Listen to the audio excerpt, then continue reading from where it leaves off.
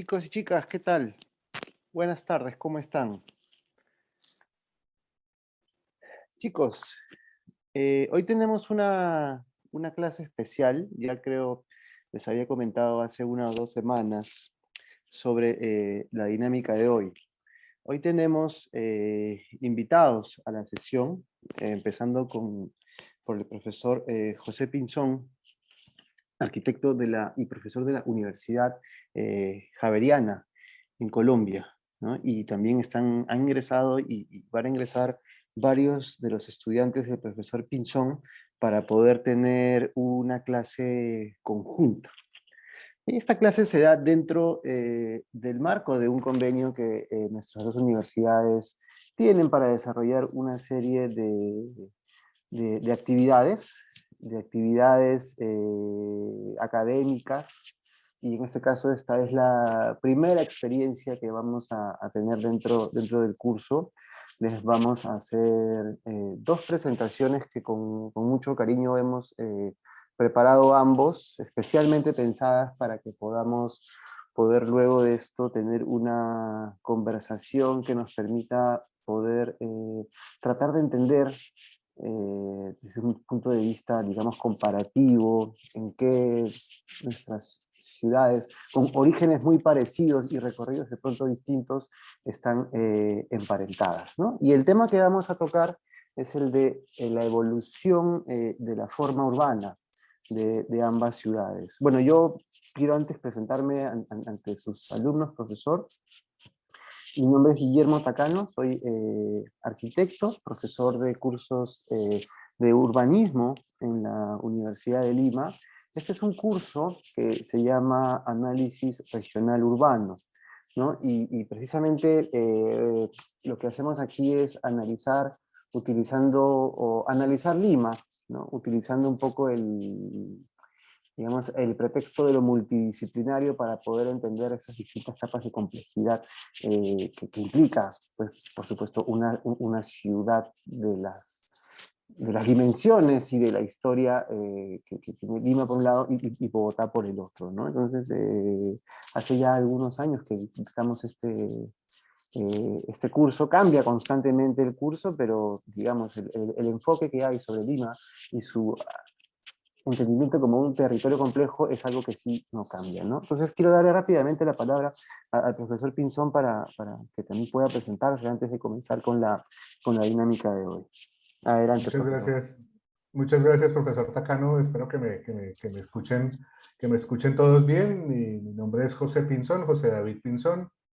Soy arquitecto, especialista en diseño urbano, tengo una maestría en geografía y trabajo con la Universidad Javeriana y en temas de docencia hace ya bastantes años. En este momento estoy trabajando un módulo de urbanismo con un taller que se llama Arquitectura, Ciudad y Región en la Javeriana, en la que trabajamos, digamos que desde unas escalas muy más grandes que lo metropolitano, aquí lo llamamos departamentos, hasta unas escalas muy específicas que en este semestre estamos trabajando, digamos que con entornos patrimoniales en Bogotá específicamente. Entonces, hay muchas similitudes entre los dos, no solamente entre las dos ciudades, sino entre los dos programas y entre las dos líneas, digamos que pedagógicas que hemos estado manejando, y por eso es que tenemos esta, digamos que la oportunidad de arrancar a trabajar en conjunto. La idea es que podamos hacer muchas más cosas, que podamos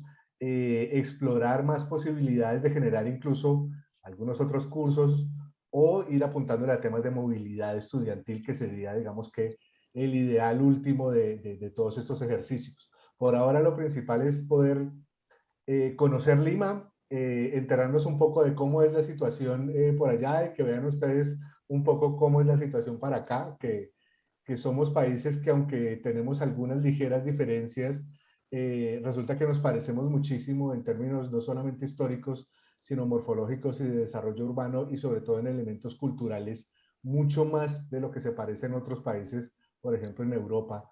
Compartimos mucho más elementos culturales que los que se comparten, por ejemplo, en el norte y en el sur de Francia, por ejemplo. Entonces, pues es una oportunidad interesantísima para que podamos trabajar y adelantar cosas.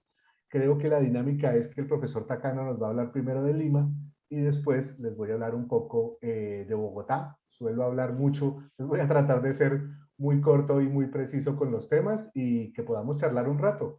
No sé cuántos estudiantes de Bogotá están en este momento, reconozco 2 o 3 en este momento.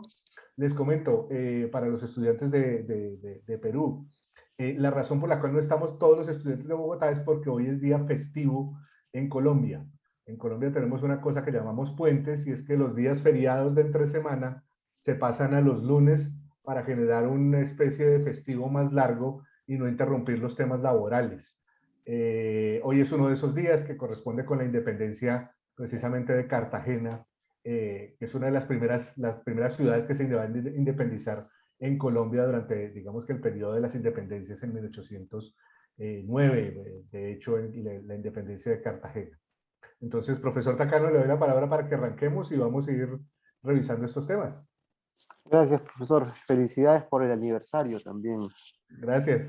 A ver, vamos a comenzar entonces. Como ya les había comentado, vamos a enfocarnos hoy en el entendimiento de la morfología urbana a partir de la historia, ¿no? Planteada desde la evolución de la forma urbana de ambas ciudades. ¿Cómo es que sucesos anteriores han ido marcando digamos, este proceso de formación y hoy de consolidación de una ciudad metropolitana de 10 y pico millones de habitantes, ¿no? Una primera aproximación y algo importante con lo que hay que empezar, por supuesto, para entender la forma urbana es la geografía, ¿no? Es esta especie como de plataforma inicial de contexto en el cual la ciudad como tal se desarrolla, ¿no? Y en el caso de Lima hablamos, por supuesto, creo que diferente de Bogotá, de una ciudad costera, ¿no? Este es un mapa orográfico del siglo XVI que denota una condición de relieve relativamente plana, pero con la cordillera de los Andes muy cerca de la ciudad, teniendo la línea del mar aquí marcada. ¿Ven mi puntero, no? ¿O no lo ven, chicos? ¿Se ve Sí, mi, señor. mi Sí, mouse? Ah, sí se ve. perfecto. ¿No? La línea del mar que marca estas dos bahías, ¿no? Con la isla enfrente, la isla de San Lorenzo, y los Andes muy cerquita, en este caso, de la línea de la costa, ¿no? Y dentro de esta, digamos, lógica de ese territorio plano que está enmarcado entre los Andes y el litoral, tenemos pues como preexistencias una serie, en primer lugar, de asentamientos prehispánicos, en segundo lugar, de caminos que unían estos asentamientos y en tercer lugar, de canales de irrigación, ¿no? Entonces, si por ejemplo vemos esto más en detalle, vamos a encontrar esta primera situación, ¿no? Estas dos bahías, la bahía de Lima, también conocido como la Costa Verde, la bahía del Callao, hacia esta zona. Los tres valles que definen a la ciudad de Lima, el valle principal, que bueno, ya no queda mucho de ese valle, pero era un valle, el valle del Rímac, que es este de aquí, que es poco el que le da nombre también a la ciudad, el valle del Chillón al norte y el valle del río Lurín, que se llama, que está al sur, ¿no? Y luego aparece esta situación, ¿no? Que es la estribación andina, que está muy cerca, digamos que de este punto de aquí a este punto de aquí hay 50 kilómetros o menos. Entonces, a diferencia de otras zonas de la costa peruana, en esta parte de la costa centro, la cordillera de los Andes está muy cerca de la costa, ¿no? Y en esa zona, lo que había antes era, como les comentaba, a propósito de esta red de caminos y red de acueductos, de acequias, una serie, digamos, de un valle muy fértil de lo que hoy queda ya bastante poco. Este, digamos, es el suelo agrícola restante en la ciudad hoy en día, y sobre ese suelo agrícola, ¿no? Lo que tenemos es este continuo urbano, que ha empezado casi como en 500 años, o casi 500 años de fundación española, ha crecido a estas dimensiones, ¿no? Donde prácticamente hemos llegado casi como a trepar, ¿no? A escalar estos cerros, este inicio de la cordillera de los Andes a falta de espacio. ¿no? Como hemos podido, hemos llenado en este punto todos los intersticios, todos los espacios y todos los posibles lugares ya de ocupación humanamente posible, ¿no? Llegando pues a condiciones como esta, teniendo una foto más contemporánea de cómo es que la ciudad ha ido pues creciendo hasta prácticamente lo imposible, ¿no? Pero bueno, habiendo hecho primero este recorrido muy rápido y muy descriptivo sobre la situación morfológica y geográfica general de Lima, regresemos ahora sí un poco a la historia pasada de la ciudad para entender cómo hemos llegado a una situación de este tipo, ¿no? Entonces, como en el caso de Bogotá también me imagino, si bien Lima fue fundada por Pizarro en el año 1535, obviamente ya en esta zona había una dinámica, podemos decir, urbana, ¿no? Urbana, agrícola, ¿no? Dentro de lo prehispánico, desde lo pre-inca hasta lo inca, con una ocupación de este valle que nuevamente estaba, donde había una serie de canales que partían del río Rímac, en este caso, y llegaban al mar, donde toda esta zona que aparece como achurada, no solamente son los valles nuevamente del Rímac, del Chillón y del Lurín,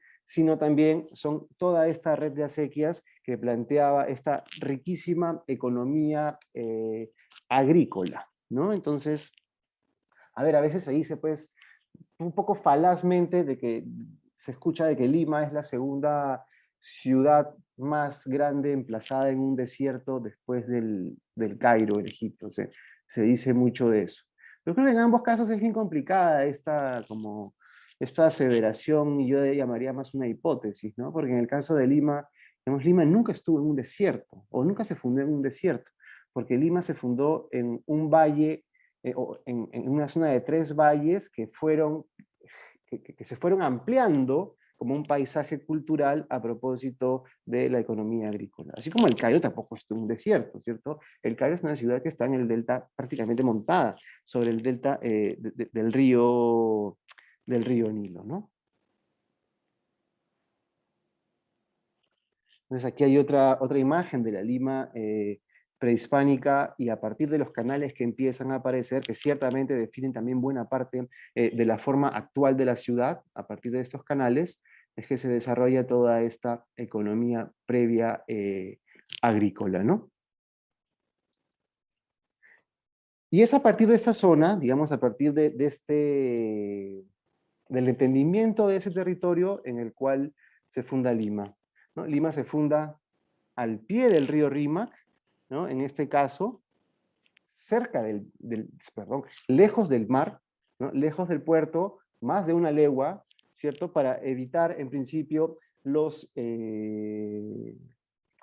ataques desde el mar, ¿no? En esa época no habían pues aviones, no habían bombardeos desde el aire, y los ataques y los sitios, ¿no?, a las ciudades se daban desde el mar. Y hasta donde llegaban los cañones, ¿cierto?, había pues un nivel de vulnerabilidad que debía ser evitado.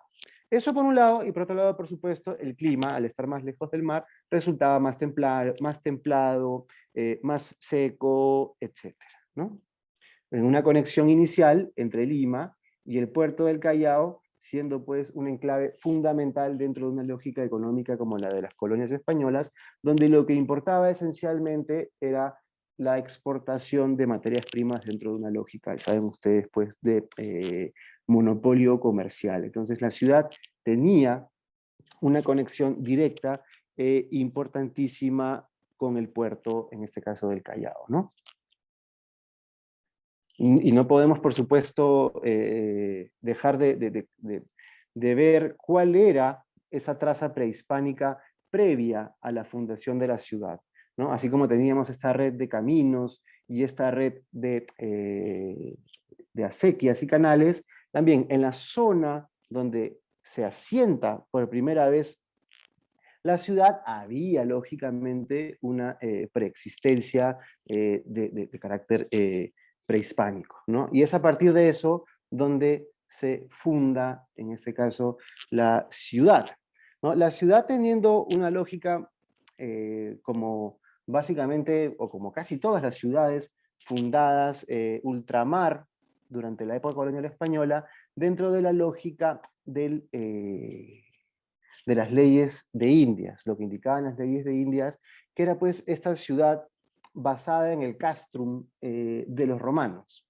¿no? Algo que la ciudad medieval europea no tuvo, pero que se llevó y se puso en práctica en las ciudades de las nuevas colonias, ¿no? La idea esta del castrum, que no solamente tiene que ver seguramente con la forma urbana de la ciudad renacentista, ¿no? Cuando digo el castrum es la idea esta del cardo y el decumanum romano, la ciudad de damero, la ciudad ortogonal, donde no solamente tiene pues una razón seguramente estética, qué sé yo, o estilística dentro de la lógica de la ciudad renacentista, sino obviamente militar, ¿cierto? Porque recuerden ustedes que las colonias en sus primeros años, durante su fundación y los años que siguieron a ello, seguían siendo lógicamente territorios de conflicto, donde la necesidad de control militar y político era evidente, ¿no? Entonces, eso por supuesto se refleja en esta primera aproximación al emplazamiento inicial de las ciudades según las leyes de Indias de, en este caso, Carlos V y también Felipe II, ¿no? Quienes fueron quienes promovieron la fundación y el emplazamiento de ciudades según esta lógica, ¿no? Entonces, y Lima se emplaza de esta manera, la que vemos aquí a la derecha. Al pie del río, es un emplazamiento inicial de 117 manzanas, divididas estas cada una en 4 solares para los, llamémoslos, fundadores de la ciudad y de la colonia después de la llegada, ¿no? Entonces, y a diferencia de lo que se planteaba en las leyes de Indias, para el caso de Lima, la plaza central, o la llamada plaza de armas, no estaba al centro, que es lo que indicaba, sino la plaza de armas se ubica más tirada hacia el río, tiene una condición un poco más periférica de lo que se solía hacer. ¿Y esto por qué? Porque en esta zona, o estar en esta zona implicaba controlar el agua que iba del río Rímac, este río principal, a estas acequias. Entonces, había lógicamente también un tema allí estratégico, no solamente militar, sino de control económico de una economía agrícola en base a el control de las bocatomas del agua, ¿no? Y por supuesto, los ejemplos de la fundación española, siguiendo la lógica del damero o del castrum romano, para las ciudades de las nuevas colonias son casi interminables, ¿no? A la derecha tenemos Ciudad de México y a la izquierda ustedes, bueno, saben cuál es la ciudad que están viendo desde su fundación, ¿no? Que es Bogotá.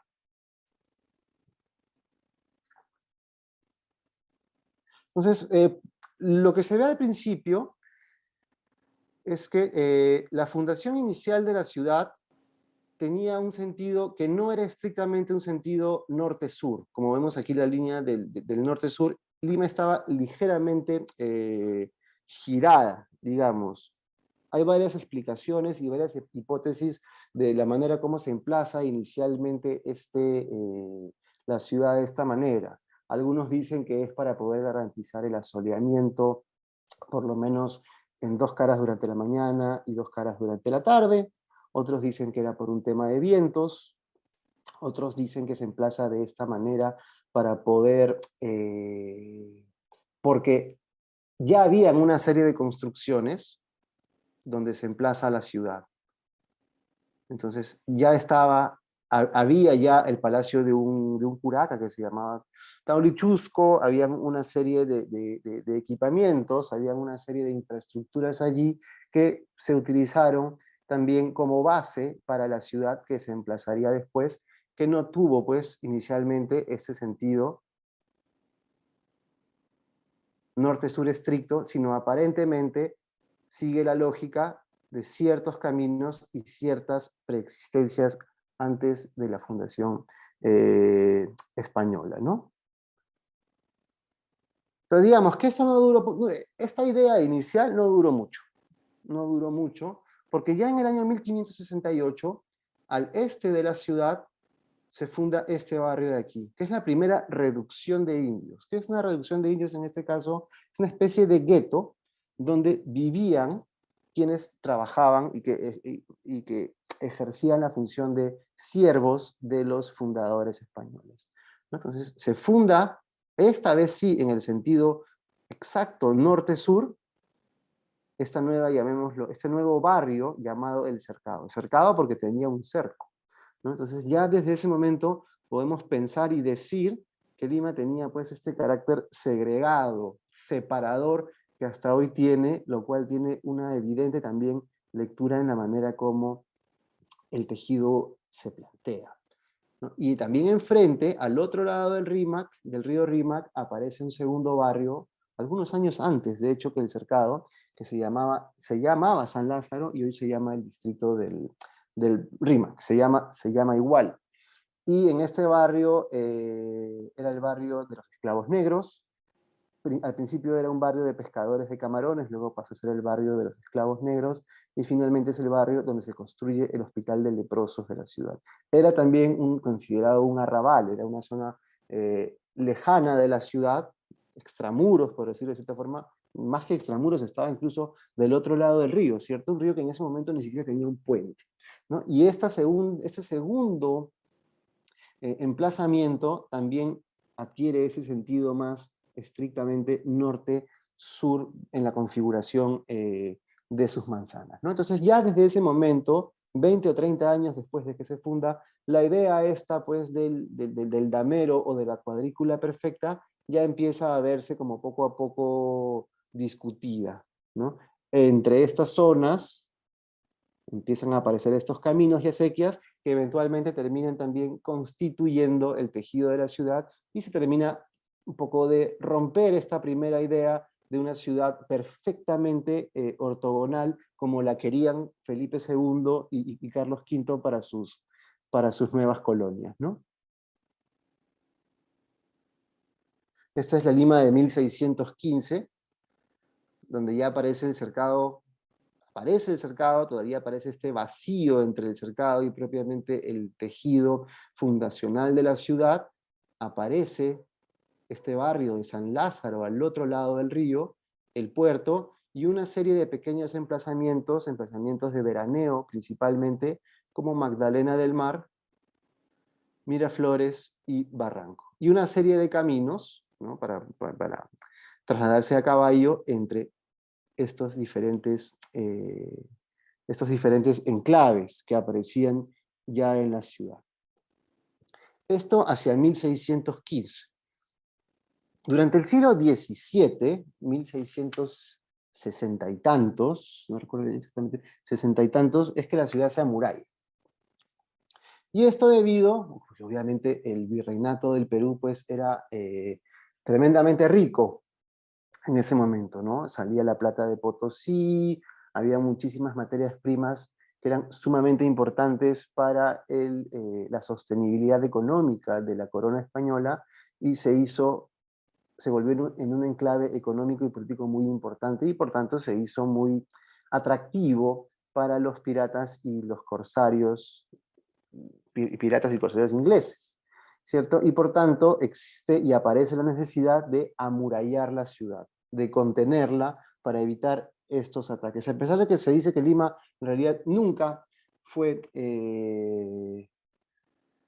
objeto de ataque de piratas, pero bueno, igual es que se hace esta acción de amurallar la ciudad. Y Lima estuvo amurallada por más de 200 años, y durante esos 200 años prácticamente todo el desarrollo urbano dentro de la ciudad se dio al interior de las murallas y muy poco extramuros. Entonces, si bien se dejaron algunas zonas de cultivo para poder garantizar la alimentación hasta cierto punto, eventualmente pues todas estas zonas se terminan ocupando, y eventualmente Lima entra en un proceso de congestión, de tugurización, de sobrepoblación y de congestión. Este es digamos, un escenario muy clásico, muy persistente durante los siglos XVIII y XIX en muchas ciudades, especialmente aquellas ciudades donde hubo revolución industrial, ¿no? Donde se concentraron muchos usos dentro de ciudades amuralladas y, por ejemplo, durante el siglo XIX se empieza a dar este urbanismo famoso del ensanche, por ejemplo, ¿no? Si piensan, por ejemplo, en una ciudad como Barcelona, ¿no? Entonces es un poco la misma historia, la idea de una ciudad tremendamente contenida y tremendamente congestionada debido a que no tenía lugar a donde crecer, ¿no?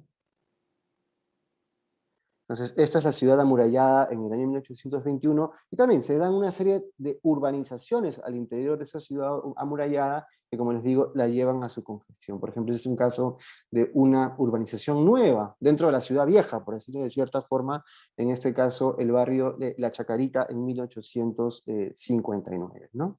Que ya, si ven ustedes pues la diferencia de tejido que empieza a aparecer entre este ordenamiento más, qué sé yo, ortogonal, castrum, etcétera, lo que empieza a ver es un tipo de forma urbana ya más de intersticio, ¿no? Antiguas zonas de tierras de cultivo que estaban entre la ciudad y la muralla, que debido a la congestión se urbanizan y empiezan a generar un tejido con una lógica mucho más espontánea, mucho más desordenada de lo que inicialmente se pensó que iba a ser la ciudad, ¿no? Y por supuesto esta congestión, este periodo de tuburización, llevó a un proceso de transformación y de cambio de la forma urbana, especialmente a partir de la subdivisión de estos primeros lotes. Recuerden antes que las manzanas originales de la ciudad estaban divididas en 4 solares muy grandes. Finalmente, pues, estos 4 solares terminan cada uno dividiéndose en 3 o 4 nuevos lotes, ¿no? Y terminan siendo lotes muy largos al final, que eran lotes muy grandes que tenían que dividirse de todas maneras viendo a la calle. Por tanto, terminan siendo muy largos y aparecen tipologías nuevas, como por ejemplo la del callejón. En este caso la del callejón por un lado, y en este caso la del tipo de casa más, o de vivienda de vecindad, ¿no? Que son antiguas casas señoriales, solares, que se convierten en recintos de muchas familias. Cuando digo muchas, podemos hablar de cientos, tal vez, de familias dentro de un antiguo solar, o decenas de familias dentro de un callejón, siguiendo casi una lógica de las ciudades de los especuladores de la Revolución Industrial en Inglaterra, por ejemplo, ¿no? Cuando se necesitaba esta vivienda para obreros en ciudades como Bristol o Manchester o Liverpool, es que nace este tipo de en el siglo XIX, a principios del XIX, nace esta tipología de la vivienda tipo como de barraca, ¿cierto? Con un corredor y un montón de pequeñas habitaciones donde vivían los más pobres de la ciudad, ¿no? Entonces tengo aquí una cita del historiador Ramón Joffre, que dice, ¿no? Aunque los nuevos proyectos intentaban acabar con los espacios tuburizados como los callejones, el aumento demográfico lo impediría. De 1836 a 1859 la población prácticamente se había duplicado y la ciudad no había crecido ni horizontal ni verticalmente. Las nuevas edificaciones fueron básicamente de carácter administrativo o productivo. La población se siguió alojando en los mismos recintos, lo cual necesariamente obligó a una tuburización de la ciudad. La ciudad no creció en ningún sentido, pero su población se duplica. Entonces habíamos llegado a ese nivel de explosión de la densidad en la ciudad, ¿no? Entonces, esta congestión nos lleva a finales del siglo XIX a la demolición de las murallas, ¿no? Y como les comento, a propósito de esta demolición, que podría tranquilamente coincidir aproximadamente en la época con la Barcelona y del Fons Cerdà, ¿no? Pensando en la segunda mitad del XIX, más o menos coincide con la época de los grandes ensanches en ciudades europeas. A diferencia, por ejemplo, de la Barcelona de Cerdà, lo que ocurrió en Lima fue un derrumbe de la muralla, pero no hubo un ensanche propiamente hablado, desde el punto de vista de que no hubo un ensanche que haya sido planificado, sino más bien este ensanche se deja un poco a una lógica mucho más espontánea de urbanización por parches o urbanización por pedazos, ¿no? Si ustedes ven, Barcelona, prácticamente Barcelona es, digamos, todo el ensanche persiste igual, aparecen las diagonales, por supuesto, pero el ensanche tiene la misma lógica no especulativa de la ciudad, ¿no? Algo que en Lima, por supuesto, no se dio, y más bien fue la especulación urbana y la urbanización por fragmentos y por pedazos la que terminaría definiendo la forma urbana actual, ¿no? El crecimiento de la ciudad se dio más bien, en este caso, de una manera digamos, extensiva e ilimitada, especialmente a partir del desarrollo de nuevas infraestructuras. En este caso, las más importantes terminan siendo esas infraestructuras de grandes bulevares e infraestructuras de plazas circulares, siguiendo más la lógica del ensanche de Cerdá, la lógica del París de Haussmann, ¿no? A partir de esta, digamos, lectura de apertura de grandes vías y de nodos de circulación, pensando ya en el futuro automóvil que ya se conocía y que se sentía inminente para las ciudades, ¿no? Entonces, y buenamente, la aparición de estas nuevas avenidas son las que empiezan a definir los, ¿cómo decirlo?, los sentidos actuales que la ciudad va tomando. Un crecimiento ilimitado, en este caso, hacia el sur, hacia la zona de los balnearios, donde estaban estos antiguos caminos, hacia el puerto, en este caso hacia el oeste, y en un siguiente caso, siguiendo la lógica de la línea existente de del damero fundacional. Son esas tres direcciones las que buenamente terminan definiendo la forma actual de la ciudad, ¿no? A partir de este sentido, a partir de este sentido y de ese sentido, con la aparición de estas nuevas infraestructuras que reordenan el sentido de la ciudad. Esta es la Lima a principios del siglo XX. ¿No? Aquí se ve cómo los caminos, en este caso estos no son los caminos, perdón, sino son las acequias. Son los antiguos ríos, que como les digo son de tipo, son construidos en las épocas prehispánicas y que también buenamente terminan definiendo parte de la forma actual de la ciudad. Ese es otro plano, donde vemos cómo con mucha claridad una ciudad más o menos ordenada empieza a darse en el sentido hacia el sur, ¿no? Pero ojo, no siguiendo la lógica de la Lima fundacional, sino más bien el estricto sentido norte-sur.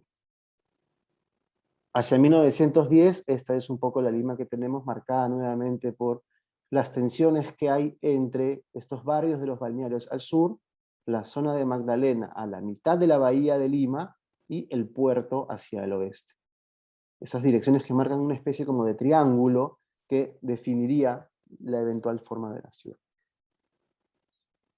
Una ciudad que en principio crece a partir no de la planificación, no del ensanche, sino de lo que la vialidad en ese momento permitía, ¿no? En este caso, este es un esquema de la red de tranvías y ferrocarriles a vapor que había antes de que la ciudad, incluso antes de que 1864, ¿no? Estamos hablando de poquito tiempo después de que se derrumba la muralla de la ciudad. Entonces, esta red de conexiones es la que eventualmente marcaría el desarrollo de la ciudad. Bueno, aquí hay ese es el mapa antiguo del tren que comunicaba Lima con Magdalena, ¿no? El que lleva, es este de aquí, que llevaba aproximadamente a la mitad de la bahía. Y esto es lo que termina formándose, digamos. Este es un poco la columna vertebral de la estructura, de la forma, de la estructura urbana de Lima, ¿no? A partir de esta línea al sur, la línea al puerto, que eventualmente se convertiría en la zona industrial de la ciudad, y la Lima que va hacia la mitad del valle, la zona de Magdalena, los barrios de clase media de este lado y los barrios de clase alta de este lado, siguiendo un poco la trama que había sido marcada por las mismas vías, ¿no? Es en base a estas vías que se empiezan a organizar nuevos barrios, como les digo, nuevos barrios pensados como fragmentos y por pedazos, aproximadamente, digamos, esta es la Lima de la primera metropolización de la ciudad, ¿no? Aquella que se da al final de la guerra con Chile o del tiempo de la reconstrucción, estamos hablando de 1888, 1890, hasta 1950. Hacia 1970 ya la ciudad empieza, como estos espacios intermedios, se empiezan a llenar de un tejido conectivo, ¿cierto? Que aparece después, donde tenemos una ciudad que crece primero en ese sentido, luego en ese sentido, y luego termina llenándose hacia los años 70, ¿no? Y lo que les decía al principio, ¿no? Lima, antes de ser ciudad, era zona de tierras de cultivo, lo que nosotros llamamos chacras, ¿no? Zonas de tierra de cultivo, que eran propiedades de hacendados, en este caso probablemente cercanos en un momento a los conquistadores, ¿no? Cercanos al poder político de esa época, que se vieron beneficiados con una distribución inicial de la tierra, ¿no? Y en muchos casos terminan siendo estos mismos hacendados quienes urbanizan la ciudad. Pasaron de ser hacendados azucareros, hacendados algodoneros, hacia aproximadamente 1950, y se convirtieron muchos de ellos en empresarios inmobiliarios, ¿no? Donde muchas de estas haciendas terminan siendo los nuevos barrios de la ciudad. Es decir, es la iniciativa privada, es el ímpetu capitalista privado de generar tierra urbana la que termina, más que la planificación o el poder público, de definir esta ciudad hecha a parches, hecha a pedazos y fragmentada, ¿no? Entonces tenemos actualmente, pues, esta es una imagen satelital de la Lima de hoy, donde se ven aquí con mucha claridad, recuerden, estos ejes. El eje al sur es de la llamada avenida Arequipa, el eje de la avenida Brasil, que es el eje a Magdalena, y el eje de la avenida Venezuela y Colonial, que es el que nos lleva al puerto. Donde empieza a aparecer una ciudad relativamente ordenada en las urbanizaciones iniciales que estaban cercanas a estos ejes, pero que luego empieza a llenarse como se pudo a partir de iniciativas dispersas, fragmentadas e individuales, al punto de tener una serie de barrios que, digamos, morfológicamente distintos, de distintas escalas, y que al final nos llevan, pues, a este como escenario que parece una especie de patchwork lleno de fragmentos de distintos tipos, pero no tanto de distintas épocas, porque básicamente Lima se organizó relativamente rápido, digamos, de un tirón, por decirlo de cierta forma, pero si bien pareciera que fuera, pues, un tipo de trama urbana de muchos años, en realidad, más que la diferencia de años que hubieran entre las distintas iniciativas urbanizadoras, fue lo que cada urbanizador tenía en la cabeza, y el tipo de vivienda y el tipo de persona que quería cada urbanizador que viva en esas nuevas urbanizaciones, ¿no? Entonces no había ningún sentido de planificación, no había ningún sentido, o no hubo ningún sentido de ponerse de acuerdo en pensar en una ciudad que funcione de manera lo más, qué sé yo, conectada, unitaria posible,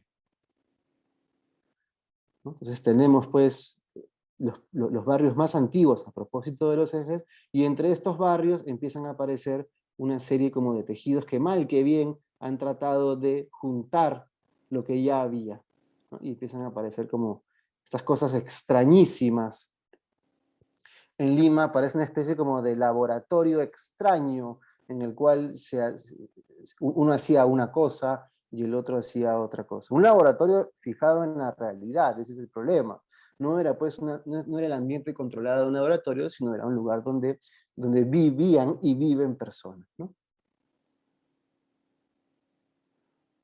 Viendo un poco el crecimiento de la ciudad en el tiempo, haciendo una especie de recuentos, hablamos de la Lima antes de 1900, lo que aparece aquí en celeste es la llamada ciudad formal, ¿de acuerdo? Es aquella ciudad que se da dentro de los parámetros urbanizadores, sea del mercado de suelos, del mercado de la construcción o del Estado como promotor. Entonces tenemos en 1900 la Lima después de la muralla, el Callao, las ocupaciones de los balnearios en el sur, y aquí de pronto muy chiquitito va a aparecer también el barrio de Magdalena. 1935 se crean estas nuevas vías y la ciudad empieza como a crecer por pedazos, siguiendo la lógica, como les digo, una lógica más que de un ensanche, de un crecimiento ilimitado y no controlado de la ciudad.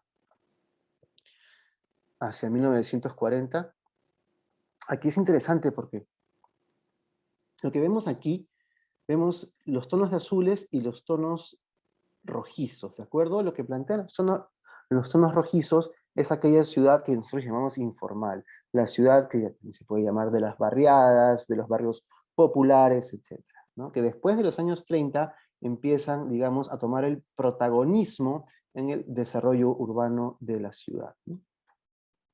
1941 a 1954, y lo que aparece aquí en marrón, en guinda, ¿no? Es la aparición entre el 55 y el 71, la explosión de barrios populares en zonas periféricas de la ciudad, ¿no? Y eso es lo que tenemos hoy, una periferia ocupada por estos barrios que han prácticamente como subido a las quebradas, subido a los cerros, y esencialmente una ciudad central donde, digamos que es la ciudad de las clases medias, que es la ciudad de esta llamada urbanización formal o dentro de los parámetros del mercado y del Estado, ¿no? El mismo mapa, hecho por otros, ¿no? En este caso por los chicos de la Universidad de Ingeniería, ¿no? 1979, la aparición de la urbanización informal o popular, que es la que aparece en los tonos rojos también, ¿no? Y miren cómo cambia la proporción entre el 79 y el 89. Ese es para el 89, 99, miren, ya prácticamente la mayoría de la urbanización que se genera entre el 89 y el 99 es la urbanización popular en las quebradas de la ciudad. Aquí también un plano de estas barriadas, de esta urbanización popular que, como se dan cuenta, se da en un territorio particularmente distinto al de esta ciudad inicial, ¿no? Se da en los arenales, se da en las quebradas, en los inicios de la cordillera de los Andes.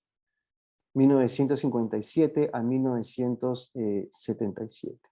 ¿No? Y ese es el tipo de urbanización que aparece en estas partes de la ciudad. Ese es el distrito de Villa María del Triunfo, al sur de Lima, ¿no? Y es esa ciudad que se mete casi, o la llamada ciudad que se le llama de mancha de aceite, que en realidad es como una especie de pulpito que se va como pueda metiendo a los Andes, ¿no?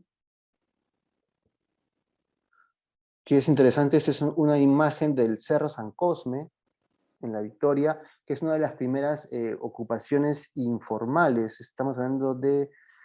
Esta foto es del año 58, pero el Cerro San Cosme se debió haber ocupado más o menos en el año 42, aproximadamente. 42, 45, si no es, seguramente, si no es antes, ¿no?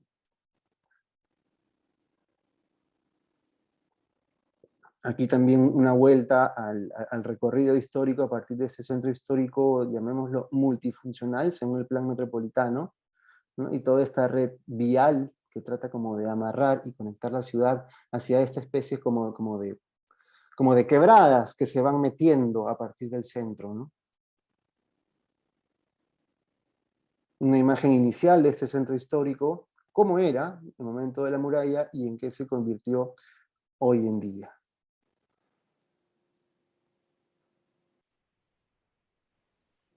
El área central de la ciudad, predominantemente residencial, que se consolida aproximadamente hacia los años 40 o 50, que es esta, digamos, una ciudad relativamente ordenada, con una densidad relativamente manejable, con una cantidad de espacios públicos relativamente aceptable. estas zonas ocupadas entre los años 50 y los años 70 y 80, que son las áreas donde empiezan a aparecer los suburbios, ¿no? Estos llamados como gated communities, zonas suburbanas de clases altas, siguiendo un poco el paradigma del suburbio norteamericano, ¿no? Pero que se encuentran también con estas áreas que llamadas en proceso de consolidación, ¿no? Las grandes ocupaciones de los años 70 en términos de urbanización informal, y cómo también se encuentran y empiezan a generar estos encuentros entre la ciudad, digamos, formal, informal, la ciudad de las clases medias, de las clases altas, y la ciudad de las clases bajas, ¿no? Y finalmente, la última ciudad, el último estado de la forma urbana en Lima, que es esta ciudad altamente precaria y altamente vulnerable, ¿no? La ciudad que trepa a los Andes, que es esta ciudad aquí.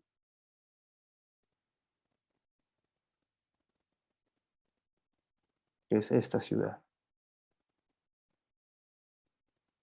Y que vemos en un escenario, en un contexto de altísima segregación urbana, como hablábamos al principio, de este pueblo del Cercado, que aparece como un gueto lejos, donde vivían los siervos de los fundadores españoles y criollos de la colonia, de la ciudad, los pobres, digamos, los indios que los servían, ¿no? Y en este caso, en una lógica de una ciudad que nació muy segregada, una ciudad que sigue siendo muy segregada, ¿no? Donde aparecen, pues, compartiendo el mismo cerro, el barrio más rico de la ciudad, junto con uno de los barrios más pobres de la ciudad,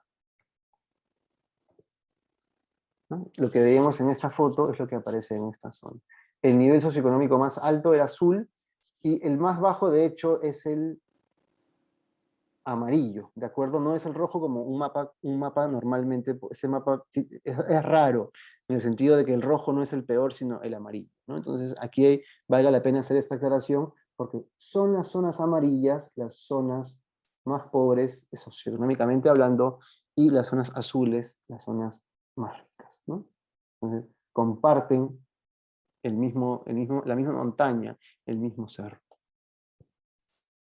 Teniendo una idea, digamos, gráficamente de esta ciudad, ¿no? Que empieza a poner muros en estas divisiones y empieza a poner alambres de púas para no resolver, ¿no? Sino para negar sus propios problemas, ¿no? Una colección de tejidos distintos dentro de una misma ciudad, una colección de formas, qué sé yo, abrumadoramente contrastadas, al verlas todas dentro, digamos, de esta especie como de mosaico, ¿no? Una ciudad que tiene de ciudad Nezahualcóyotl en México a la derecha, ¿no? Lima a la izquierda, ciudad Nezahualcóyotl en la Ciudad de México a la derecha, como parte de la región metropolitana del DF. Una ciudad que tiene partes de Boca Ratón en Florida, a la derecha, Boca Ratón, a la izquierda, Lima. Una ciudad que tiene partes de Haití, Puerto Príncipe, a la derecha, Lima, a la izquierda. Donde en una ciudad podemos encontrar todas estas como variaciones extrañas y muestras extrañas, ¿no? Y bueno, esa sería mi corta presentación, chicos y chicas, sobre este recorrido rápido de no me he pasado en el tiempo, no, estoy viendo el tiempo. Entonces, un recorrido histórico rápido para entender un poco la evolución y muchas cosas del porqué de pronto de la forma actual que tiene Lima como ciudad. Ok, entonces ahora, si el profesor Pinzón ya está listo, podemos dar pase a su presentación, profesor. Voy a dejar Sí, aquí de señor. compartir pantalla más bien. Perfecto, profesor, muchas gracias. Sí, señor, ya estoy yo aquí también organizando. Me sorprende la cantidad de elementos que tenemos en común. Se va a dar cuenta cuando veremos la presentación que hay muchas cosas que pasan casi al mismo tiempo, en condiciones parecidas en las dos ciudades, a pesar de que funcionalmente nunca estuvieron realmente conectadas estas dos ciudades. Voy a compartir mi pantalla. Voy a compartirla por acá. No sé si ya ven mi pantalla. Sí, ahí se ve, profesor. Perfecto, y voy a arrancar no con la presentación, sino con, digamos que con una localización para todos nuestros amigos allá en Perú acerca de Colombia y de la localización de Colombia específicamente. La localización de Bogotá que va a ser muy relevante para el estudio. Aquí tenemos, por acá tenemos el Perú y efectivamente Lima va a estar sobre la costa. El Perú es, si tengo entendido, básicamente son tres sectores o tres paisajes grandes, digamos que tres zonas geográficas grandes, una que es costera, una que es andina y una que está sobre el Amazonas. Sin embargo, en Colombia tenemos una multiplicidad de diferentes cosas. Estamos en esta esquinita de aquí porque los Andes, que vienen siendo una cordillera muy fuerte y digamos que muy cerrada, en Colombia se van a partir en tres. Y lo que tenemos son tres cordilleras que se van a ir, digamos que en paralelo unas con las otras. Vamos a tener la cordillera central, la cordillera occidental y la cordillera oriental. Colombia, digamos que desde su aparición histórica, digamos que desde la colonia, ha sido uno de los países que más territorio ha perdido. Inicialmente Colombia era parte de la Gran Colombia, eran Panamá, Venezuela, Ecuador, y una parte importante de por aquí en el Perú, en diferentes guerras, separaciones, diferentes cosas. Colombia ha ido perdiendo bastantes territorios.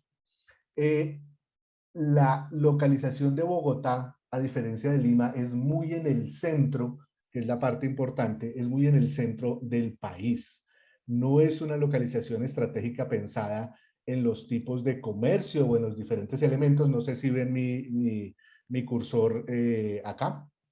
Sí, sí se Sino que ve. queda en el centro del país sobre una de esas tres cordilleras. Y fundamental para esas tres cordilleras va a ser este espacio, este valle interandino gigante que tenemos aquí en la mitad, en medio de esas dos cordilleras, se va a dar el río Grande de la Magdalena o el río Magdalena.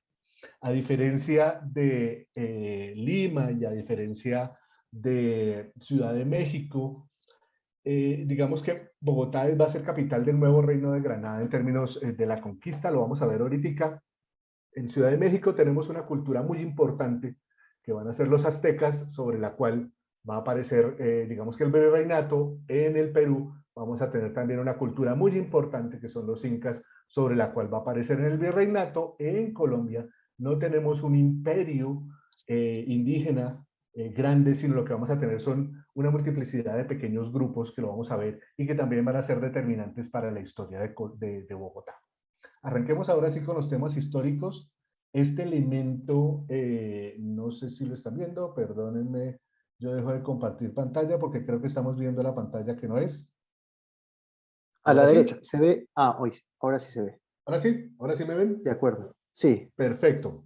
Listo. Entonces, eh, este elemento va a ser importante, digamos que en temas geográficos.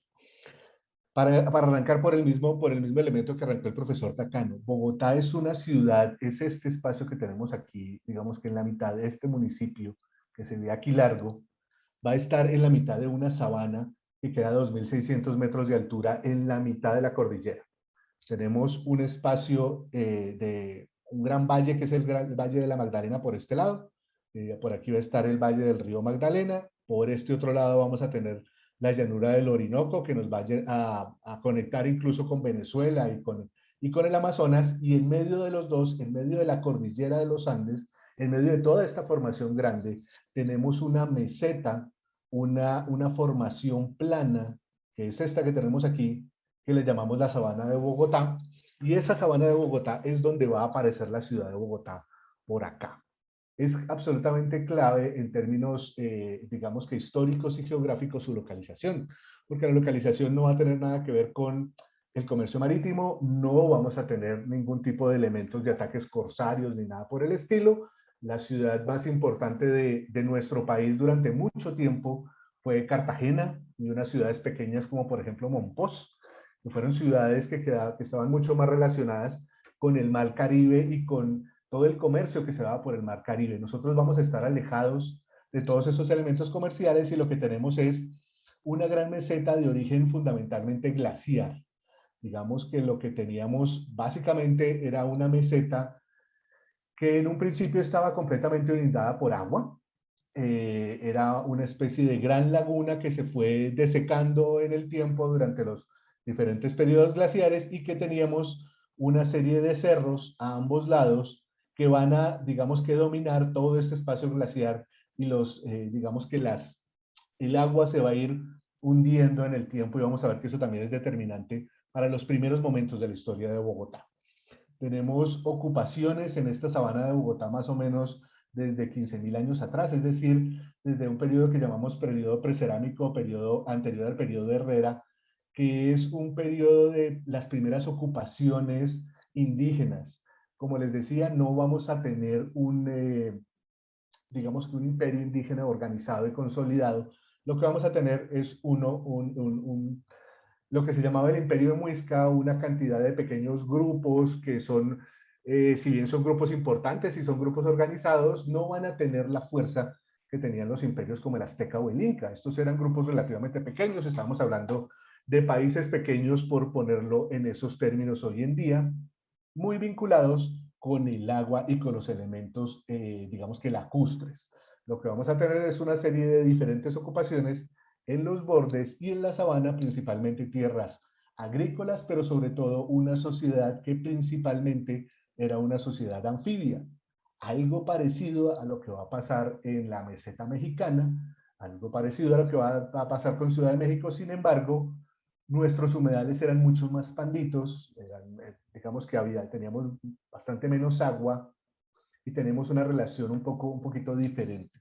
Aquí tenemos los diferentes grupos indígenas, por aquí vamos a tener específicamente el territorio de Santa Fe, las ocupaciones indígenas que vamos a tener básicamente alrededor, pero este plano es importante porque nos va a mostrar, digamos que hay un eje de conexión importante en términos indígenas, sobre toda la sabana que va a ser este río que va a pasar por aquí por la mitad, que es el río Bogotá. Ese río Bogotá va a ser absolutamente clave porque es el que va de alguna manera a definir hacia dónde llegan las aguas y hacia dónde se va las inundaciones, dónde se van a encontrar y dónde se van a canalizar, y va a servir durante mucho tiempo, aún hoy en día, de límite administrativo de la ciudad de Bogotá. No tenemos mar ni nada por el estilo. Nuestro límite acuático más cercano es el río Bogotá. No es un río navegable como el río Rima que nos estaba hablando el profesor Takano. No tiene nada que ver con eso. Es un río mucho más pequeño. Es un río, digamos que en el que se puede pescar y que hay algunos elementos.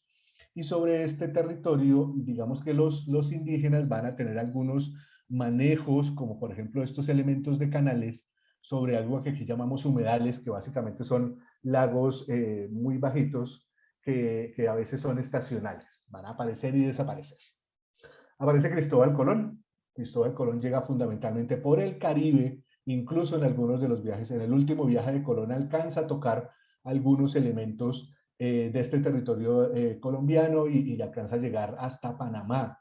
Y esto va a ser clave porque la relación de Colombia y específicamente de Bogotá con el Caribe va a ser fundamental durante toda la colonia. Lo que vamos a ver son algunas gobernaciones durante la conquista y sobre todo que de la conquista van a irse hacia el centro del territorio una serie de diferentes, digamos que diferentes rutas conquistadoras de estos personajes que van a estar, digamos que entrando al interior del territorio, y Bogotá se va a convertir en una especie de punto de encuentro estratégico desde lo militar para la toma de los grandes territorios. No es la ciudad que exporta cosas, no es la ciudad que va a tener, digamos que grandes rutas comerciales, sino básicamente va a ser una ciudad que va a permitir de alguna manera un control territorial casi que administrativo desde ese sector del río Magdalena hacia arriba, hacia estos 2.600 metros, y eso va a ser clave. Otro elemento fundamental de estas rutas conquistadoras va a ser la búsqueda del oro.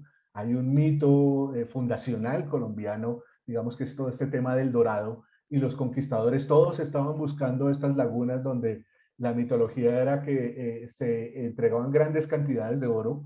Ese mito es cierto, pero la cantidad de oro que estaban esperando, pues, era mucho, mucho menor de lo que estaban esperando los fundadores. El caso es que los diferentes conquistadores van a estar metiéndose, algunos por el Magdalena, otros por el Orinoco, y se van a encontrar en 1538, específicamente en la Sabana de Bogotá, se van a encontrar tres conquistadores diferentes que llegan más o menos al tiempo. El primero que llega es Jiménez de Quesada, con apenas unas horas o un día va a llegar Sebastián de Belalcázar, y a los 2 o 3 días va a llegar Nicolás de Federman, y entre los tres, comenzando por Jiménez de Quesada, van a repartirse el territorio, va a haber un acto de toma de posesión que lo va a hacer Gonzalo Jiménez de Quesada en 1538. Ese acto de posesión lo va a generar en una, digamos que esa primera fundación, por ese contexto en el que están, lo va a terminar fundando en los jardines del Zipa, en una zona que queda sobre los cerros de Bogotá, y cerca de los cerros después ya se va a hacer una fundación formal, que va a ser la fundación de la Plaza de Bolívar, entre dos quebradas, el río San Francisco y el río San Agustín, y por este lado, no sé si están viendo mi cursor por este lado de acá, en este lado van a estar los cerros de Bogotá, que van a ser un elemento muy importante. Entonces vamos a tener los cerros y dos ríos que son, por supuesto no son navegables, digamos que son dos riachuelos pequeños, pero lo suficientemente profundos para que de alguna manera funcionen como una especie de muralla. No son fáciles de atravesar si no se tiene un puente esos dos ríos. Están en una zona apenas más alta, con apenas más alta me refiero a apenas algunos metros con respecto al resto de la sabana. Estamos hablando de 20, 25, 30 metros más altos que el resto de la sabana, pero lo suficiente para que no fuera una zona inundable, con unas lógicas mucho más militares. Si ustedes se dan cuenta, es una fundación muy parecida a la fundación de Lima, con las mismas estructuras de las leyes de Indias, con un elemento bien interesante que va a ser la fundación de la plaza central. La plaza de Bolívar se va a dar justo en el centro, en el espacio entre los dos ríos, San Francisco y San Agustín. Sobre la calle principal o la calle real va a haber un puente, que es este puente que va a colocarse sobre el río San Francisco, generando al otro lado del río San Francisco los jardines o el espacio original donde va a estar Gonzalo Jiménez de Quesada, digamos que la hacienda de Gonzalo Jiménez de Quesada inicialmente, y hacia el sur del río San Agustín se van a ir los resguardos indígenas. Esa digamos que condición va a permanecer durante buena parte de la historia de Bogotá, e incluso hoy en día vamos a encontrar algunas trazas de esos elementos que los vamos a ver más adelante. Esto es una de las primeras representaciones gráficas de lo que fue esta zona de Bogotá. Se llama Bogotá en razón al cacique Bacatá, que era uno de los, digamos que el gobernante en el momento en el que llegó Gonzalo Jiménez de Quesada a este territorio. Los indígenas comenzaron, los españoles comenzaron a llamar a los indígenas Bacataes, y terminó siendo Bogotá, digamos que el nombre específico. Es una ciudad que se va a mantener durante toda la colonia, durante toda la conquista y durante toda la colonia, incluso hasta principios del siglo XX, con una forma relativamente similar, que es esta que estamos viendo aquí. Aquí estamos viendo los dos ríos, San Francisco y San Agustín. Dentro de los dos ríos se va a mantener de alguna manera la misma idea de la traza española con las leyes de Indias, y a los bordes se va a tratar de mantener, digamos que la misma estructura, pero solamente sobre algunos puentes estratégicos. En la carrera séptima, en la octava, en la 13 se van a dar algunos elementos específicos.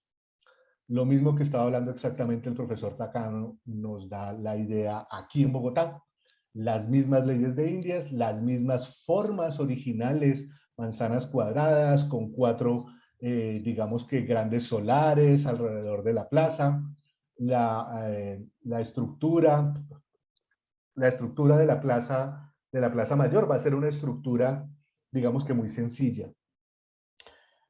A diferencia de Lima y a diferencia de Ciudad de México, Bogotá va a ser una ciudad muy pobre y va a mantenerse siendo muy pobre durante, digamos que bien entrado el siglo XX, si no es que todavía somos bastante pobres, porque nunca tuvimos una un producto de exportación, como lo fue la plata en Lima, la gran ciudad exportadora de, digamos que de plata de hecho en todo el planeta.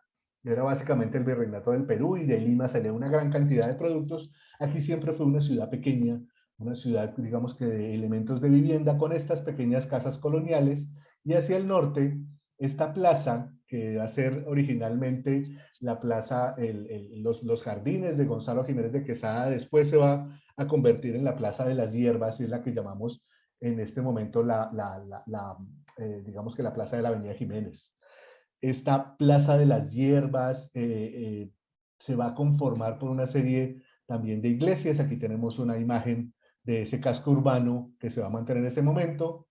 Hacia el norte vamos a tener estas iglesias que, fíjense, son pequeñas iglesias que en el tiempo, esta iglesia, esta ermita de San Francisco, esta pequeña iglesia, se va a ir consolidando como una iglesia, digamos que muy importante en ese punto, pero no son ni los grandes palacios, ni la inversión de una ciudad amurallada, ni la inversión de grandes cosas. Va a ser de todas maneras una ciudad pequeña, una ciudad, digamos que con relativamente pocos habitantes, organizada a partir de algunos parques en los cuales va a haber algunas fuentes de agua que son las que van a armar, digamos que la ciudad. Esto es la ciudad, el casco urbano que se va a dar hasta 1797 dentro de esa gran sabana de Bogotá. Entonces aquí tenemos los cerros, que digamos que es esta presencia muy importante que tenemos hacia occidente, los ríos, que si bien no son ríos navegables, sí tienen un caudal importante, el San Francisco y el San Agustín, que se van a unir por aquí,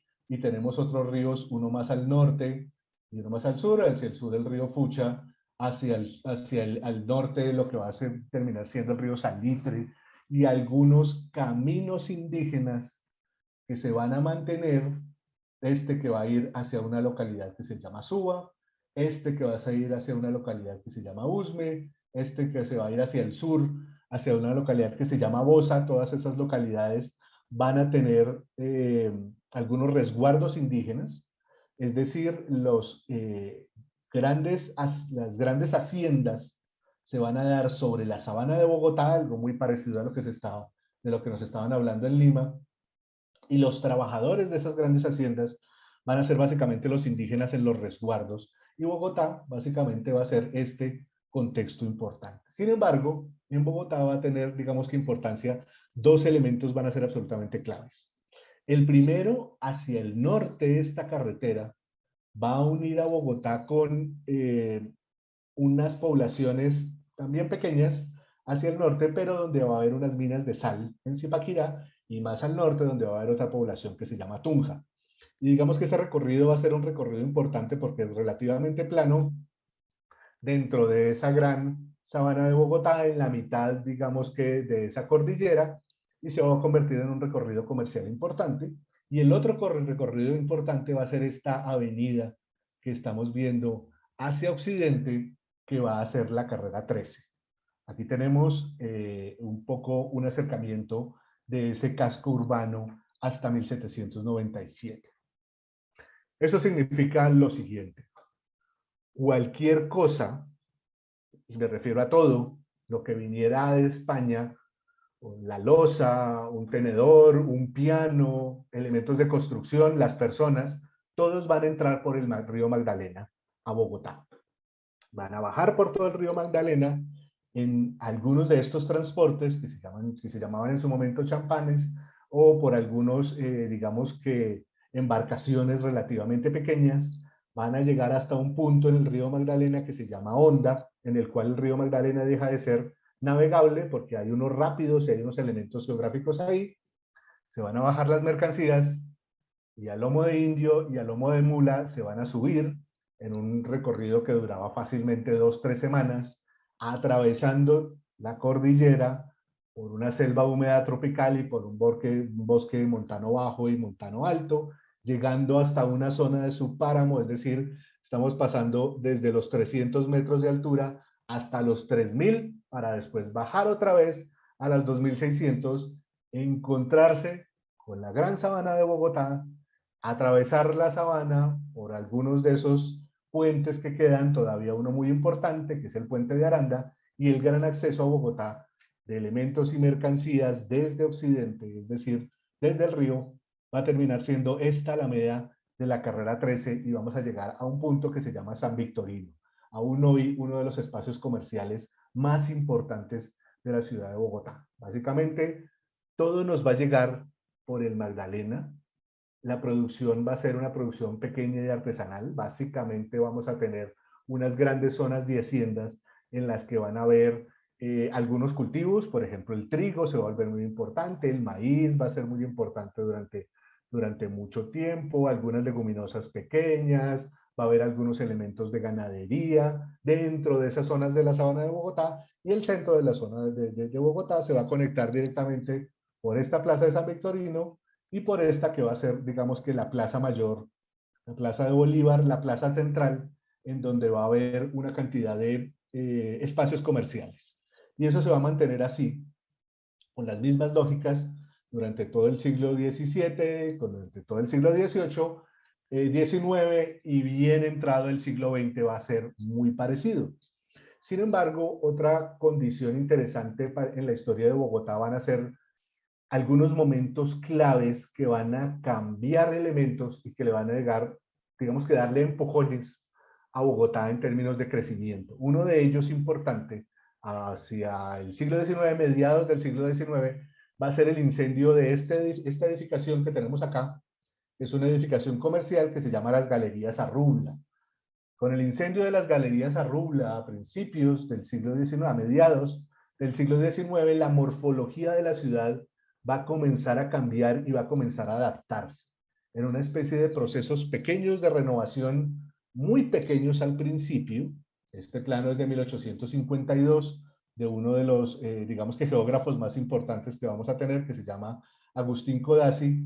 Y fíjense que es una ciudad pequeña, tal vez un poco más pequeña de lo que era la Lima amurallada, más o menos del mismo tamaño, pero un poco más pequeña, y se va a mantener así durante bastante tiempo. Estos pequeños cambios lo que van a hacer es consolidar algunas vías, más específicamente algunas vías comerciales que son vías comerciales importantes. La carrera séptima, en últimas va a ser la calle Real. Muy parecido a lo que pasa en Lima, Bogotá se va a convertir, digamos que lentamente en una ciudad que va a densificar su población. Prácticamente en 200 años va a crecer apenas estas pequeñas manzanas que tenemos a los bordes y va a triplicar en el caso bogotano su cantidad de población creciendo muy poquitico, es decir, va a ser una ciudad que se va a densificar fuertemente, algo muy parecido a lo que va a pasar en Lima, pero esto se va a mantener en Bogotá hasta bien entrado el siglo XX, incluso hasta 1910. Vamos a tener, digamos que esta misma situación en la que la ciudad es una ciudad que cada vez se está densificando más, con la misma estructura que nos estaba explicando el profesor Takano en muchas veces, es decir, con estos callejones, aquí los llamamos inquilinatos, con grandes áreas completamente densas, con la partición de esos lotes, pero a diferencia de Lima, no vamos a tener una muralla que nos obligue a hacer eso, sino lo que vamos a tener son diferentes elementos, equipamientos, grandes zonas industriales que de alguna manera van a rodear la ciudad, la zona de cerveza, la estación de ferrocarriles, los hospitales, algunas fábricas y algunos elementos. Y sobre el resto de la sabana vamos a tener unas zonas, digamos que de producción de grandes haciendas que van a ser, digamos que lo que eran los grandes hacendados españoles, después van a ser los grandes hacendados criollos durante la independencia y las mismas familias van a mantener esos suelos hasta bien entrado el siglo XX, cuando, más o menos cerca de 1910, va a comenzar a dar una especie de salto la ciudad hacia el norte, pegado a los cerros de Bogotá y sobre la carretera del norte, que era la que nos unía a Tunja, sobre ese primer eje, digamos que de transporte público, va a aparecer en el norte un barrio que se va a llamar Chapinero. Chapinero, en razón a que al principio vendían zapatos, unos tipos de zapatos que llamaban chapines. En este sector va a comenzar a dar un primer salto a la ciudad y desde 1913 hasta bien entrado el siglo XX vamos a tener, aquí está ese sector de Chapinero, con una trama que no tiene mucho que ver con la trama del centro, sino que va a estar ordenada por ese primer eje central de la carretera del norte, del eje en el que van a tener los tranvías. Nada que ver con la carrera 13, esta carrera va a ser paralela a los cerros de Bogotá, y es donde van a aparecer estas, digamos que esta especie de ensanche que se estaba dando en su momento en Barcelona. En nuestro caso va a ser apenas unos barrios y unos pequeños barrios sobre los cuales se va a consolidar una tipología distinta, una tipología un poquito diferente de la tipología arquitectónica inicial, digamos que colonial, y va a tener, digamos que un poco más de acabados y un poco más de opulencia, no realmente mucho, que es lo que llamamos republicano. Sobre ese eje de la carrera séptima, lo que vamos a tener es un primer elemento de transporte importante. Si ustedes se dan cuenta, uno de los principales motores de crecimiento de Bogotá no solamente son esos cambios históricos, sino estos elementos de transporte. El primer tranvía va a ser un tranvía de mulas, que va a llevar la gente desde el centro de Bogotá hasta Chapinero. De ahí en adelante van a comenzar a aparecer esos tranvías, a comenzar a hacer tranvías eléctricos, y a partir de esta línea de conexión entre Chapinero y el centro, cerca de 1930 vamos a tener una ciudad que básicamente es una ciudad lineal, pegada a los cerros, con un centro histórico relativamente consolidado, a partir de la cual, más o menos del de 1930-35 en adelante, van a comenzar a aparecer barrios sueltos, completamente sueltos, parecido a lo que estaba pasando en algunos momentos en Lima, solamente que aquí van a aparecer completamente desconectados, algunas veces sin ni siquiera alguna conexión carreteable, sino completamente dispersos. Sobre ese periodo también se va a dar algo muy importante, y es que los ríos, el San Francisco y el San Agustín, se van a cubrir.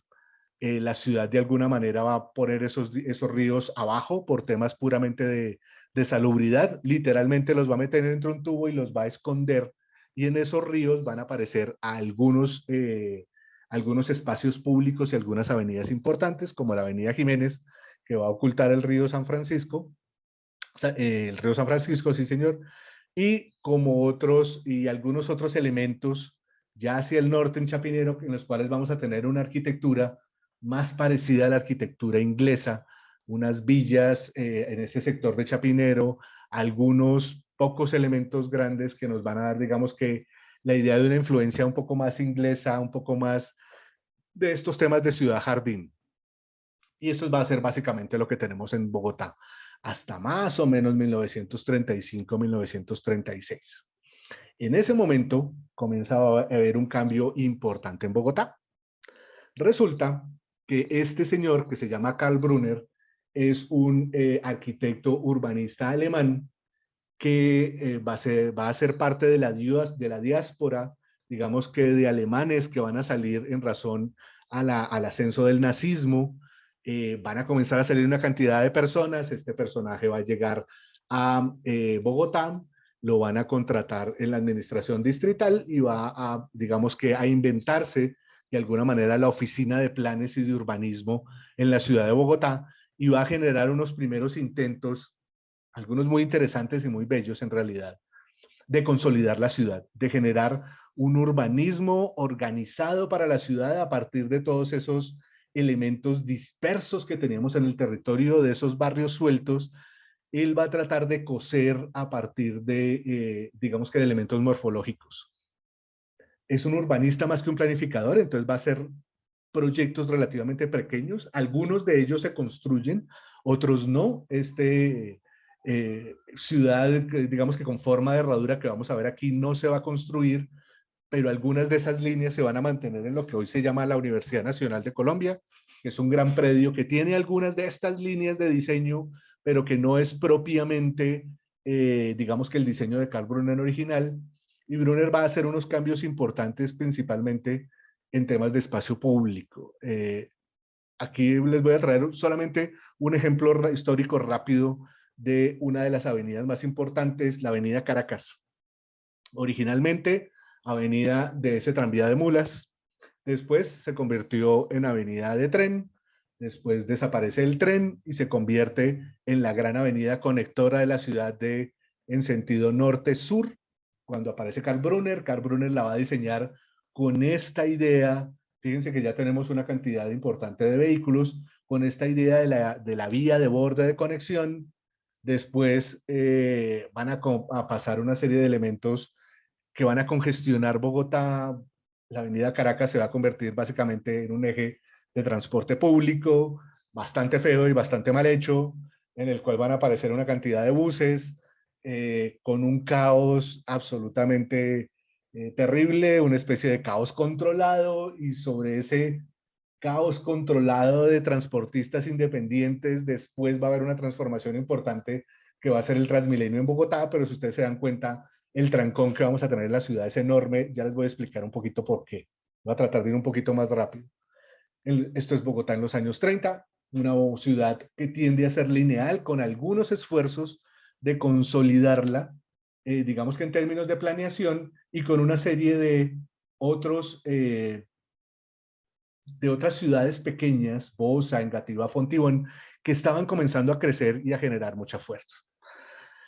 Hay unos elementos de planificación importante, digamos que Bogotá se está pensando planear hacia el futuro, y en 1948, específicamente el 9 de abril de 1948, va a haber otro empujón importante al cambio en la ciudad de Bogotá. Un líder político muy importante que se va a llamar Jorge Eliezer Gaitán es asesinado sobre la carrera séptima.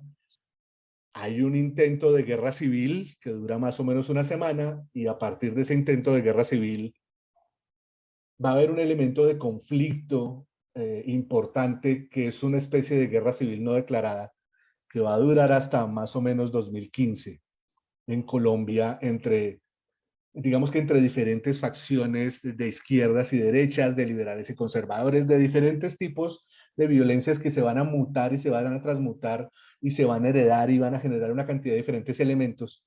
Pero este elemento, digamos que inicial, el 9 de abril del 48, va a ser muy importante para la ciudad de Bogotá, porque buena parte de la ciudad va a terminar semidestruida. La carrera séptima va a terminar destruida, esos tranvías de mulas se incendian, desaparecen, la ciudad es un caos, el presidente va a tambalear, después va a aparecer un presidente distinto, van a comenzar a suceder unas cosas desde lo geopolítico importantes. En medio de todo ese tema, en medio de Segunda Guerra Mundial, finales de la Segunda Guerra Mundial en el planeta, en Colombia van a lograr traer a este señor Le Corbusier a Bogotá.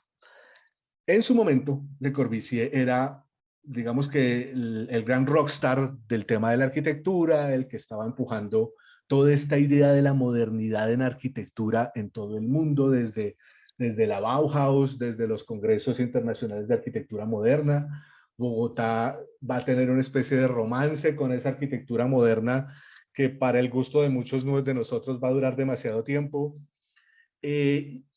Y Le Corbusier en Bogotá va a generar un intento por rehacer una reconstrucción de la ciudad, y va a hacer un plan específico para Bogotá centrado sobre estos puntos de la modernidad, sobre la separación de funciones, habitar, trabajar, recrearse, circular, sobre la estructuración de un plan vial, que va a ser también muy importante. Hacia 1951 se establece este primer plan vial de Le Corbusier, y van a haber otros planes viales que van a estar apareciendo y que, digamos, que van a ampliar esto hacia el resto de la sabana.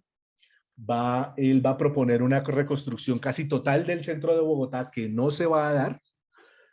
La realidad es que lo que se van a dar son edificaciones sueltas, algunos muy pocos ejemplos de esa arquitectura moderna, digamos que en urbanismos muy controlados, muy pequeños, de algo así como 10, 15 hectáreas, pero el resto de la ciudad se va a mantener más o menos igual, solamente que va a generar una especie de renovación urbana sobre sí misma. El centro histórico va a cambiar fuertemente, hay muy pocos elementos históricos que se van a mantener, pero sobre las grandes avenidas, como por ejemplo la carrera décima, va a aparecer la modernidad con fuerza y los edificios de la modernidad con fuerza. Eso se va a mantener más o menos hasta los años 50.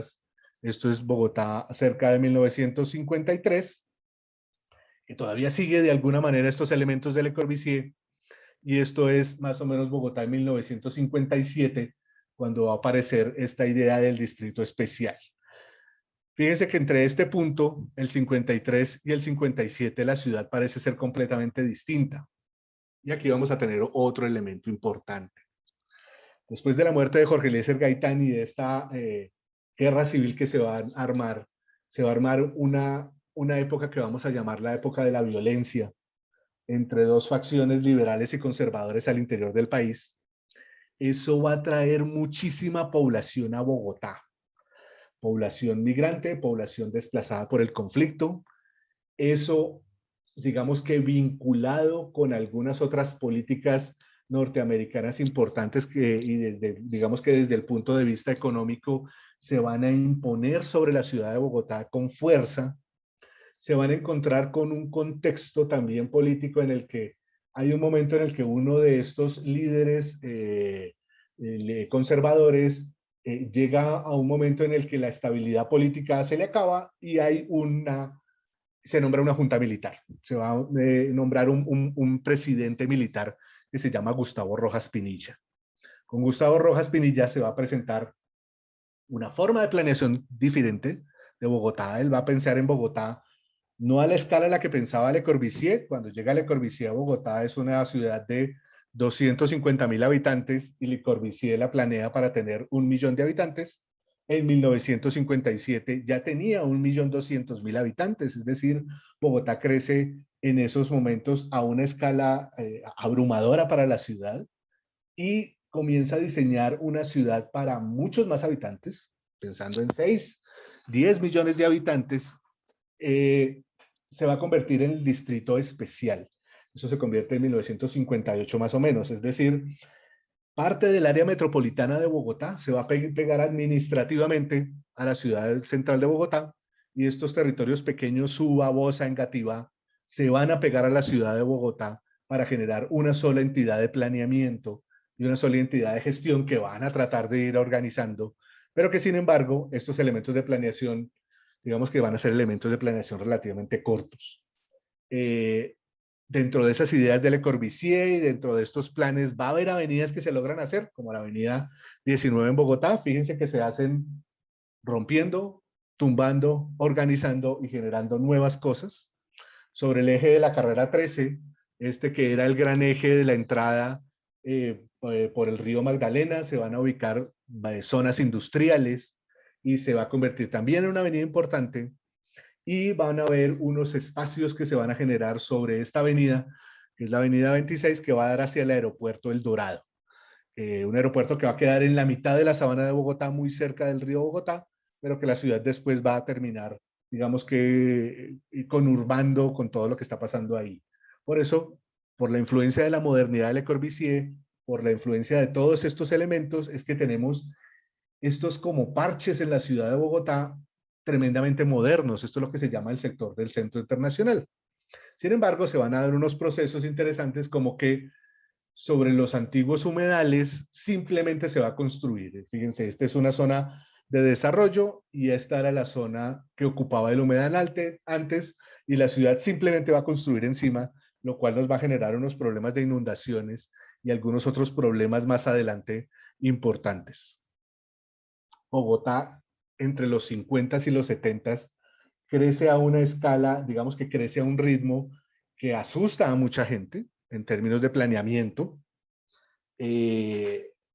Las infraestructuras, por ejemplo, de servicios públicos comienzan a diseñarse para una ciudad de 15 millones de habitantes, comienzan a buscarse formas de metropolización diferentes. Se piensa que ya haber unido los municipios que quedaban, Suba, Funza, Bosa, Fontibón, que quedaban de este lado del río Bogotá ya no es suficiente y se está pensando en una planificación de toda la sabana de Bogotá y comienzan a generarse grandes proyectos de infraestructuras que finalmente no se van a construir y que no se van a consolidar. Bogotá va a terminar consolidándose principalmente de este lado del río Bogotá, por lo menos hasta finales del siglo XX, a partir de esta serie de manchas. Y esta serie de manchas de consolidación van a tener diferentes procesos. La mayoría de ellos, crecimiento de origen informal.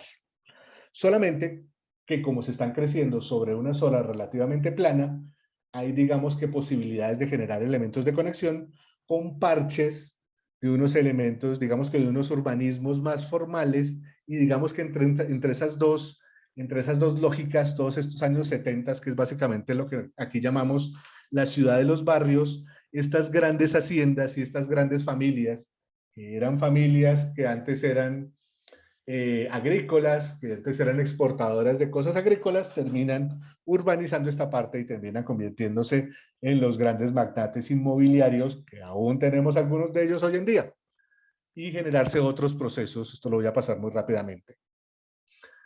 Entre el 70 y el 80, fíjense que son 30 años apenas, entre 1950 y 1980, entre que aparece el Distrito Especial y este elemento de 1980, que Bogotá se va a consolidar fuertemente. Ahorita lo vamos a ver un poco, digamos que un poco más rápidamente. Desde la época de los 50 va a haber muchos planes, el Acuerdo 6, el Acuerdo 7 del 79, el Plan Guasá, el Plan Generador de Bogotá, el estudio de fase 2, van a haber muchos planes tratando de organizar la ciudad de Bogotá, pero los planes siempre van a estar detrás de los procesos de urbanización en Bogotá. Esto quiere decir que se trata de planificar para organizar la ciudad que existe, pero en el momento en el que sale el plan, la ciudad ya ha cambiado. Tenemos un ejemplo de eso. Esto es una zona que se llama un barrio del lado de la localidad de Suba, cerca del río Bogotá. Este que tenemos aquí es el río Bogotá, y esto es ese sector en 1981.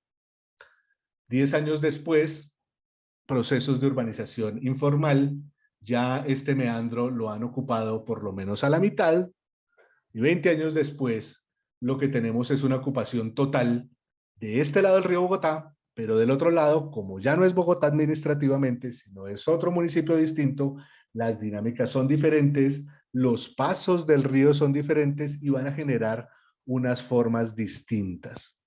Miremos rápidamente cómo termina consolidada Bogotá. Termina consolidada con una ciudad en la que en este plano amarillo es vivienda, rojo es comercio, azul es institucional y lo morado es industrial. Va a ser una ciudad que tiene una consolidación fuerte en el centro, y ese centro esparcido hacia el norte, más o menos esa ciudad lineal que se daba sobre los años 30, va a ser una ciudad muy comercial, donde se van a dar también todos estos, las oficinas y diferentes de estos elementos, y los bordes de ciudad van a ser unos bordes muy de vivienda, muy residenciales, y la entrada por la carrera 13, que era por donde venían todos los diferentes elementos desde el Magdalena, va a ser una zona muy industrial, al mando de una especie de T funcional, en la que las funciones son relativamente separadas en la ciudad de Bogotá. Pero en términos de densidad, lo que vamos a tener es un centro que tiene unas zonas comerciales y unas áreas de vivienda de relativamente poca densidad, las que tienden hacia el amarillo en este plano, y unas zonas de vivienda muy densas, las que tienen al rojo y al rojo oscuro en este plano, naranja, rosa, rojo y rojo oscuro, son las zonas de mayor densidad poblacional en la ciudad. Entonces, el centro de la ciudad, que es un centro en el que históricamente se desarrolló, digamos que de una manera más lenta, se va a densificar lentamente, mientras que los bordes van a ser bordes tremendamente densos con grandes cantidades de población, mucha de esta población de aquí lo llamamos estratificación socioeconómica, de estratos socioeconómicos más bajos, es decir, las personas más pobres van a terminar viviendo cerca del borde de la ciudad, y las personas con más ingresos cerca del centro de la ciudad y con una tendencia hacia el norte de la ciudad. Lo mismo que estaba pasando en la colonia desde ese momento hasta acá.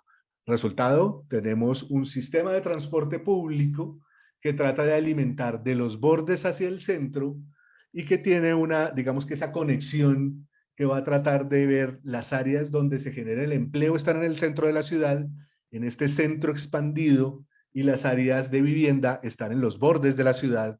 Resultado, una de las ciudades en las que más trancones hay en el planeta, tal vez después de Moscú y después de alguna otra ciudad por ahí, es una de las que más tiempo gasta la gente en transporte y que tiene unos elementos de transporte público como esto que vamos a ver, que estamos viendo aquí. Esto es desde las 4 de la mañana, durante todo el día, el tamaño del círculo va a ser el tamaño de la cantidad de gente que va a entrar a cada una de las estaciones de transporte público de ese Transmilenio que tenemos en Bogotá. Entonces ustedes se van a dar cuenta de que por la mañana la cantidad de gente en los bordes es enorme, hacia mediodía se va a distribuir de una manera distinta, pero en la tarde, después de las 4 de la tarde, la cantidad de gente que va a entrar es desde el centro hacia los bordes.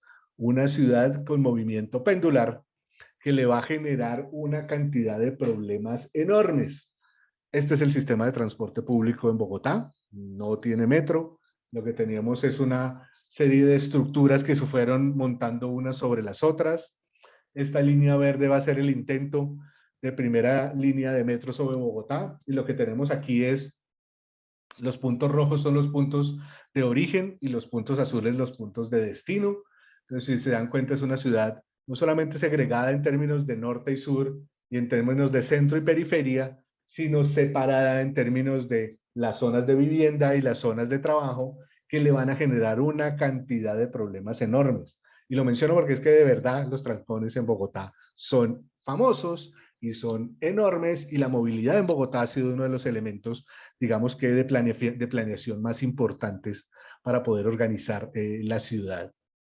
Esta es un poco la forma ya de la ciudad, de los diferentes estratos socioeconómicos.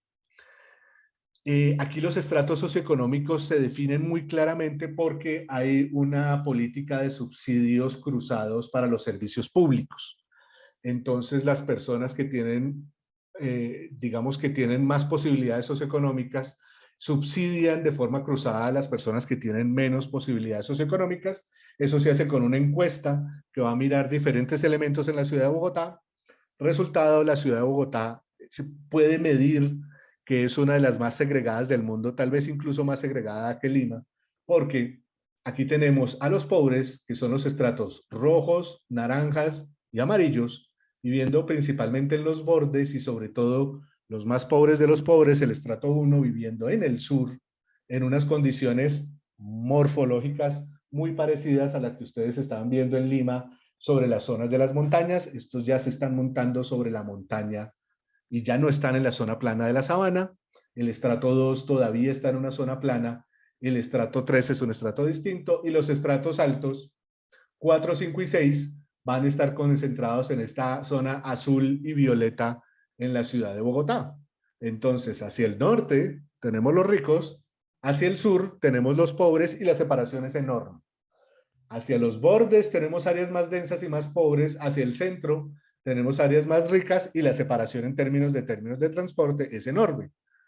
Y si lo vemos en términos de valor del suelo, los valores del suelo más altos están concentrados en puntos específicos, y hacia el sur las condiciones son distintas. Lo que tenemos es una ciudad densa que creció muy rápidamente, con un ejercicio parecido al que vieron ustedes en Lima, de muchas morfologías cruzándose unas contra otras. Sin embargo, es más común en Bogotá las morfologías, digamos que más parecidas a manzanas en barra y a manzanas cuadradas, esos manzaneos cuadrados. Se repitieron por toda la ciudad, digamos que cruzando mallas unas con las otras, pero no con demasiadas experimentaciones formales como las que estábamos viendo allá, sino con, digamos que estas formas cuadradas de urbanismo, digamos que un poco muy racional, muy metido con estos temas de la modernidad. Se han ido cruzando en diferentes espacios de la ciudad. Voy a pasar estas últimas diapositivas relativamente rápido para no tomarme demasiado tiempo. Entonces, en términos poblacionales, crecimiento histórico de la ciudad de Bogotá. Este punto que tenemos aquí es 1950. Si ustedes se dan cuenta, desde el siglo XVII, XVIII, XIX, hasta bien entrado el XX, la ciudad crece relativamente poco. La muerte de Jorge Eliezer Gaitán va a ser más o menos sobre este punto que tenemos aquí, sobre el punto donde tengo yo el cursor, y las violencias de los años 50 y los demás elementos van a hacer que el crecimiento de Bogotá sea absolutamente exponencial desde los años 50 en adelante. Eso en términos de forma nos va a armar, digamos que tres etapas específicas. La etapa de los 50, la ciudad va a tener un cambio importante, más o menos hasta el fines de la etapa 1, la ciudad va a ser pequeña y va a pasar a la ciudad lineal, y después de la ciudad lineal va a ser esta ciudad, digamos que mucho más extendida sobre la sabana de Bogotá. Miremoslo en términos históricos, los voy a pasar muy rápidamente, digamos que para no tomarme más tiempo. 1539, cerca de la fundación. 1784, y estos ya son más de 100 años de fundada la ciudad, que se mantiene relativamente pequeña. 1791, 1852, 1894, y fíjense que es prácticamente la misma ciudad, casi 250 años de crecimiento que se mantienen sobre las mismas condiciones, y a partir de la entrada del siglo XX la ciudad cambia de forma. Ciudad lineal, 1910, 1911, 1923, 1930 y 1940, y a partir de este punto el crecimiento de la ciudad va a ser completamente distinto, mucho más exponencial. 1950, 60, 70, 80 y los años 2000 hasta lo que tenemos hoy en día, que es una ciudad que se ha dispersado por la totalidad de la sabana, y que esos dos ejes fundamentales, digamos que históricos iniciales, el que va hacia el río Magdalena, que sigue siendo este eje de la calle 13, y el que va hacia el norte, sobre estas, digamos que sobre Zipaquirá, han comenzado a armar unos procesos de conurbación importantes con otros municipios, y a generar en este momento una ciudad que sigue creciendo, pero que ahora sigue creciendo como una especie de forma de 7, en las cuales aquí sobre la calle 13 hay unas zonas de vivienda muy densas, y hacia el norte hay otras zonas de vivienda también relativamente densas, pero estas, digamos que con un estrato más alto de lo que está pasando sobre estos otros sectores. Sigue siendo una ciudad segregada, una ciudad densa, una ciudad compleja, que ha tenido, digamos que muchos ejercicios de planificación, muchos intentos de planificación importantes, pero que no han logrado cambiarla lo suficiente o ordenarla lo suficiente como para virar digamos que los procesos históricos que se han ido dando por ahí.